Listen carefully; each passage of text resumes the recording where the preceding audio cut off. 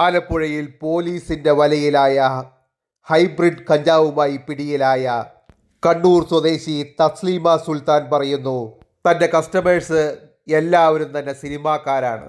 സിനിമാക്കാരിൽ പ്രമുഖരായ യുവനടന്മാരായ ഷൈൻ ടോം ചാക്കോയ്ക്കും ശ്രീനാഥ് ബാസിക്കുമെല്ലാം കഞ്ചാവ് വിൽക്കുന്നത് താനാണ് എന്നാണ് പോലീസിനോട് കേരളത്തിലെ പ്രമുഖ കഞ്ചാവ് വിൽപ്പനക്കാരിയായ മയക്കുമരുന്ന് വിൽപ്പനക്കാരിയായ സെക്സ് റാക്കറ്റിലും പിടിയിലായിട്ടുള്ള കണ്ണൂർ സ്വദേശിനി തസ്ലീമ സുൽത്താൻ പറഞ്ഞത്.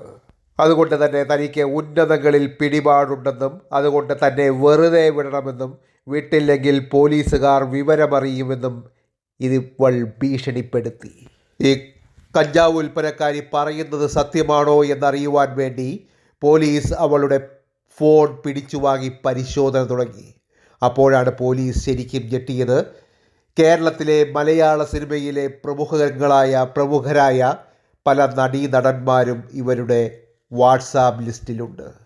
അവരുമായിട്ടുള്ള സംഭാഷണങ്ങളും വാട്സാപ്പ് ചാറ്റുകളും പോലീസിന് ലഭിച്ചിട്ടുണ്ട്. എന്തായാലും പോലീസ് കൂടുതൽ അന്വേഷണത്തിലേക്ക് കടക്കുകയാണ്. ഇപ്പോൾ മലയാളികൾ ചോദിക്കുന്നത്, മലയാള സിനിമയെ നിയന്ത്രിക്കുന്നത് മയക്കുമരുന്ന് മദ്യമാഫിയകളാണോ, സെക്സ് റാക്കറ്റ് മാഫിയകളാണോ മലയാള സിനിമയെ നിയന്ത്രിക്കുന്നത്? എന്താണ് നിങ്ങളുടെ അഭിപ്രായം? അഭിപ്രായം കമൻറ്റായി രേഖപ്പെടുത്തണേ. നന്ദി, താങ്ക് യു, നമസ്കാരം. കൂടുതൽ വാർത്തകൾക്കും വിശകലനങ്ങൾക്കുമായി തനിനാടൻ ന്യൂസ് ചാനൽ സബ്സ്ക്രൈബ് ചെയ്യാനും ലൈക്ക് ചെയ്യാനും കമൻറ്റ് ചെയ്യാനും ഷെയർ ചെയ്യാനും മടിക്കരുതേ. നന്ദി, താങ്ക് യു, നമസ്കാരം.